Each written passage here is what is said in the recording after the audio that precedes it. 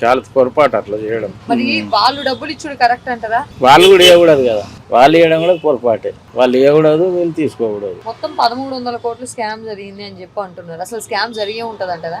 మాకు అంత ఐడియా తెలియదు మేడం, అనుకోని విన్నాం అంతే. ఇప్పుడు ఆ కుటుంబాలు మొత్తం కూడా 3000 కుటుంబాలు రోడ్డు మీదకి వచ్చినాయి. 32 తండాలట. మొత్తం తండాల్లో జనం అందరూ బయటకు వచ్చి 9 మంది చచ్చిపోయినారు ఆత్మహత్యలు చేసుకొని, గుండెపోటు వచ్చి. కానీ మొన్న మంగ్లీ ఆమెనే ఫోన్లో చెప్తుంది, ఈయన మా తమ్ముడు అని చూపిస్తుంది, మా తమ్ముడు, ఆయనకి ఏం తెలియదు అని చెప్తుంది. ఆ డబ్బులు పడ్డాయంటే తెలిస్తేనే పడతాయి, పడ్డ తర్వాత ఎందుకు తెలియదు? తెలుస్తుంది కదా. మంగ్లీ కూడా తెలిసే ఉంటది. తెలుస్తుంది, ఆమె కూడా తెలిసే ఉంటది. తెలియకుండా ఏది జరగదు. మరి ఆ మాట ఎందుకు చెబుతున్నట్టు అంటది?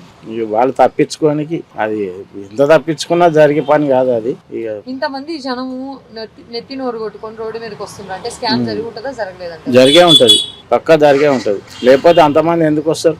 జరగా మేడం, వాళ్ళు అంత బాధలో ఉంటే కదా వచ్చేది.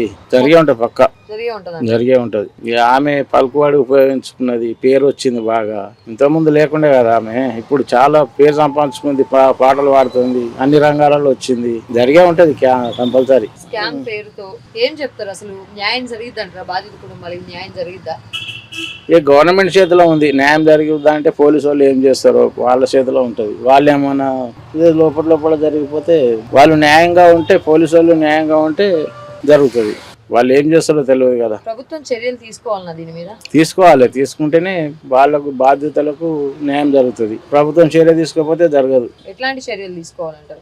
ముఖ్యంగా వాళ్ళని పట్టుకోవాలా, అసలు ఎందుకు అట్లా చేసిరు, వీళ్ళకి ఎందుకు ప్రాబ్లం వచ్చింది, వాళ్ళ కడుపులో ఎందుకు కొట్టాలి, వాళ్ళకి సరైన శిక్ష వేయాలి. అది పట్టుకొని మళ్ళీ ఇంకొకరికి అన్యాయం జరగకుండా చేయాలి. మంగ్లీ పాత్ర ఉంటే ఈ స్కామ్ లో ఏం చేయాలంటారు? ఎటువంటి చర్యలు తీసుకోవాలంటారు? గవర్నమెంట్ రూల్స్ ప్రకారంగా చేస్తారు. ఇక మనం చెప్తే కొన్ని సెక్షన్లు ఉంటాయి కదా మేడం, సెక్షన్ల ప్రకారంగా చేస్తారు వాళ్ళు. మనం ఏం చెప్తాం? ఇంకొకటి, మేమందరం కూడా ఆమె మా గిరిజన బిడ్డ అని చెప్పి నమ్మి ఇచ్చినాం డబ్బులు అని చెప్పేసి అంటా ఉన్నారు. అలా ఇవ్వచ్చా? నమ్మి ఇచ్చినాము అని అనడం కూడా పొరపాటే. వాళ్ళు నమ్మి ఎంతగానో మన ఇస్తారు, 100-200 కులం పేరు చూసుకొని ఇవ్వచ్చా? అట్లా వాళ్ళు ఇవ్వకూడదు, వీళ్ళు తీసుకోకూడదు. తీసుకొని మోసం చేయడం పొరపాటు, వాళ్ళు ఇవ్వడం కూడా పొరపాటే. వాళ్ళు కూడా ఇవ్వద్దు కదా మేడం, అంతా ఎందుకు ఇవ్వాలి?